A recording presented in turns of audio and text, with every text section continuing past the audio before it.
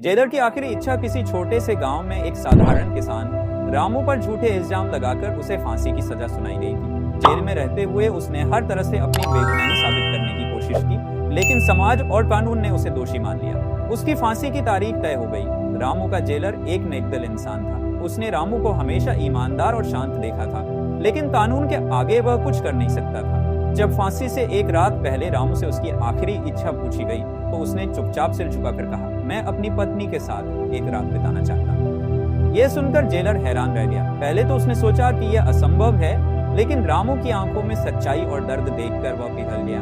उसने अपने अधिकार का इस्तेमाल करते हुए रामू की पत्नी को बुलाने की अनुमति दे दी। उस रात रामू और उसकी पत्नी ने साथ समय बिताया।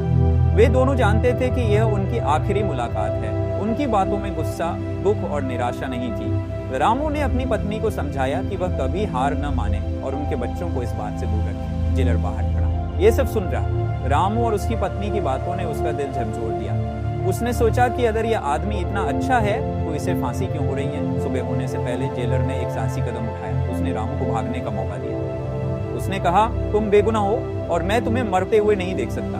भाग जाओ और अपनी सच्चाई को साबित करो। रामू पहले डर गया, लेकिन पत्नी की सहमति से वह भाग गया। कुछ महीनों बाद असली अपराधी पकड़ा गया और रामू की बेगुनाही साबित हुई। जब वह वापस लौटा तो वह जेलर का शुक्रगुजार था। ये कहानी हमें सिखाती है कि सच्चाई और इंसानियत के लिए कभी हार नहीं माननी चाहिए। न्याय की लड़ाई में कभी कभी